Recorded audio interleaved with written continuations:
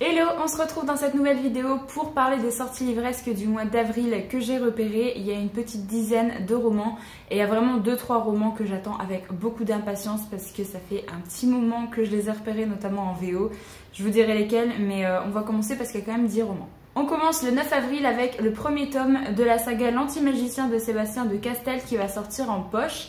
J'avais repéré cette saga, sa sortie grand format, je l'ai vu passer sur plusieurs chaînes et j'ai entendu de bons avis dessus. Du coup, bah voilà, pourquoi pas la découvrir en poche. Là, on va suivre Kellen qui a 16 ans et qui est un héritier d'une des grandes familles qui se disputent le trône de la cité. Il va préparer son premier duel pour devenir mage, mais il va s'apercevoir que ses pouvoirs ont disparu. Et apparemment, du coup, on va essayer de comprendre ce qu'il se passe avec deux acolytes qui vont devoir l'aider. Une qui s'appelle Furia, qui est une vagabonde imprévisible, et un qui s'appelle Rakis, qui est un chacureuil féroce. Voilà, je n'en sais pas plus, mais une histoire de magie comme ça, un petit livre fantastique, ça peut être très sympa. Et j'ai vu vraiment de bons avis sur cette saga, donc voilà, je l'ai repéré en poche. Le 1er avril sort une suite de saga que j'attends depuis 1 an et demi, 2 ans, je sais plus. C'est le tome 7 de la saga Rebecca Keane de Cassandra O'Donnell et j'ai juste trop hâte.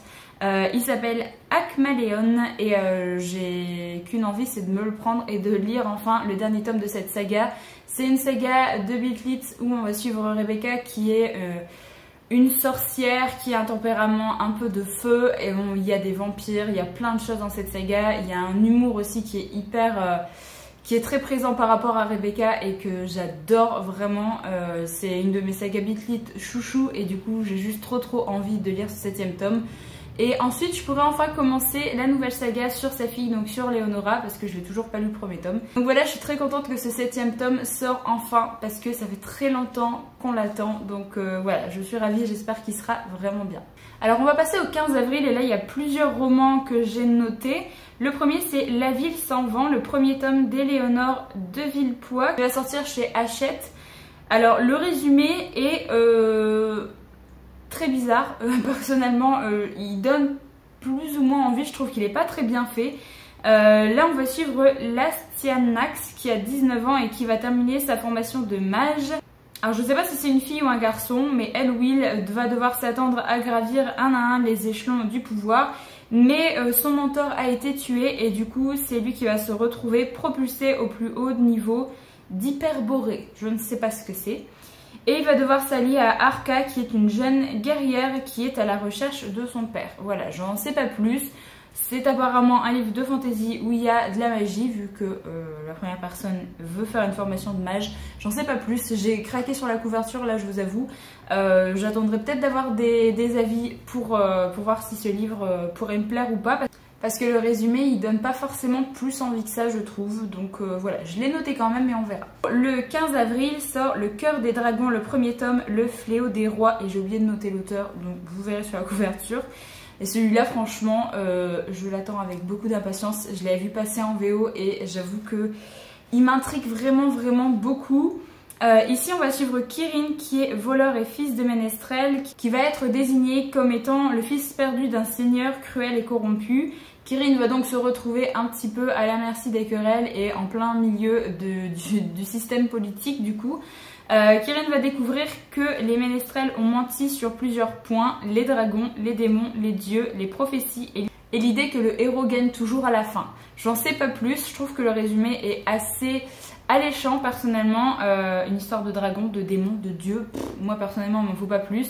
Je sais pas encore s'il garde la couverture VO parce qu'à l'heure où je tourne la vidéo il n'y a pas encore la couverture d'annoncer, mais j'espère parce que je la trouve vraiment magnifique et voilà, j'ai vraiment super hâte de commencer cette saga parce que ça s'annonce vraiment super. Ensuite, chez Brajlon sort un livre de poche, c'est Wild tome 1, La mort ou la gloire de Nicolas N ou Ince, je ne sais pas. J'avais repéré ce livre-là en grand format, je vous en avais d'ailleurs parlé dans une vidéo sortie de je sais plus quel mois. Je sais pas, ce livre-là me tente parce qu'on va suivre une bande de mercenaires qui est à la retraite, il me semble, et qui vont devoir se rassembler pour repartir en mission, puisque la fille de l'un des leurs a été kidnappée. Et elle a été faite prisonnière dans une cité qui est assiégée par une horde de monstres sanguinaires. Voilà, j'en sais pas plus, mais j'ai l'impression que ça va être un petit peu tourné sur le côté humour et je sais pas, ça me tente vraiment beaucoup. J'ai vu quelques retours plutôt positifs sur cette saga, donc je me dis pourquoi pas, là ça sort en poche. Donc on reste au 15 avril et il y a le Dark Elements, le tome 1 Baiser brûlant de Jennifer L. Ermentrude qui va sortir. Donc je suppose que c'est une nouvelle saga. Personnellement, je pense pas me le prendre ce tome assez rapidement parce que j'ai envie d'abord de poursuivre Covenant parce que j'ai seulement débuté cette saga, mais j'avoue que le résumé personnellement il m'a donné vraiment très envie. Donc là on suit Layla qui est mi-gargouille mi-démon et elle est capable de tuer n'importe qui ayant une âme grâce à un baiser. Déjà ça, moi je trouve ça, voilà, je trouve que ça sort de l'ordinaire. Elle appartient à un clan de gardiens qui est chargé d'anéantir les créatures démoniaques pour protéger l'humanité. Et elle va rencontrer Ross qui est un démon, voilà. Et qui apparemment va lui faire un petit peu changer sa façon de voir les choses. Comme d'habitude avec Jennifer L. Ermentrude, il y aura une partie de romance qui sera présente dans cette saga je pense. Mais j'avoue que ça me tente plutôt pas mal en fait le résumé. Mais je vais essayer d'être raisonnable et d'abord de poursuivre Covenant parce que j'ai beaucoup aimé le premier tome. Donc il faut que d'abord que je poursuive Covenant. Mais si jamais vous avez déjà lu les autres sagas ou si vous n'avez pas d'autres sagas d'elle en cours, franchement foncez parce que clairement le résumé moi il me tente vachement. On change de date et on passe au 22 avril. Il y a Le Prince Cruel, le premier tome de Holly Black qui sort chez Rajo il me semble. C'est une saga qu'on a vu beaucoup passer sur les chaînes anglophones. Ça parle de fées qui ne sont pas du tout gentilles. Nous on va suivre Jude qui a 17 ans, qui a été enlevée au monde des mortels lorsqu'elle était qu'une enfant et élevée avec ses sœurs parmi les puissants. Elle va subir beaucoup de moqueries chaque jour car ce n'est qu'une humaine et qu'elle est vouée à la mort dans un monde où règnent les fées ou les fae.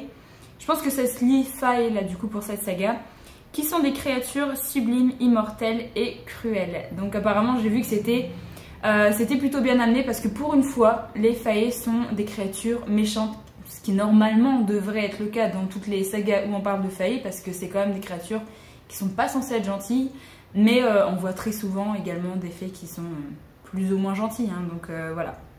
J'ai entendu de bons avis sur cette saga, j'ai jamais rien lu d'Holly Black moi personnellement, donc je me dis pourquoi pas. Et on va passer au dernier livre que j'ai noté, c'est au 23 avril, et là j'attends cette sortie avec beaucoup d'impatience, c'est La mer sans étoiles de Erin Morgenstern. Il sort chez Sonatine il me semble. Alors je vais vous mettre la couverture VO parce que je pense que ce livre va beaucoup plus vous parler. Là, je vous mets la couverture VF et la couverture VO. Mais la couverture VO, vous allez voir qu'on a vu passer ce livre énormément sur les chaînes anglophones. Si jamais vous regardez certaines chaînes, vous allez savoir de quel livre je parle. Alors le résumé de ce livre-là est assez énigmatique, clairement. On va suivre apparemment Zachary Ezra Rollins qui va trouver un livre mystérieux dans la bibliothèque de son université. Un livre qui n'a pas de titre et qui n'a pas d'auteur. Elle va y découvrir une scène de son enfance qui va être décrite très précisément. Et elle va débuter une quête qui va l'emmener dans un monde merveilleux fait de tunnels tortueux, de cités perdues et d'histoires à préserver. Moi j'ai vu que c'était un livre qui était très onirique, qui était un petit peu perché. Mais je sais pas, moi ça me tente vraiment beaucoup. J'ai beaucoup aimé d'autres livres de cette maison d'édition et je me dis pourquoi pas tenter. En tout cas, je pense que je vais finir par le découvrir. Je sais pas si je me le prendrai là ce mois-ci, mais en tout cas il va rester dans ma wishlist jusqu'au temps que je le trouve parce que j'ai envie de faire mon propre avis sur ce livre. Donc voilà, cette vidéo est maintenant terminée. N'hésitez pas à me dire quelles sont les sorties que vous avez repérées pour le mois d'avril. Et moi je vous retrouve très bientôt pour une prochaine vidéo.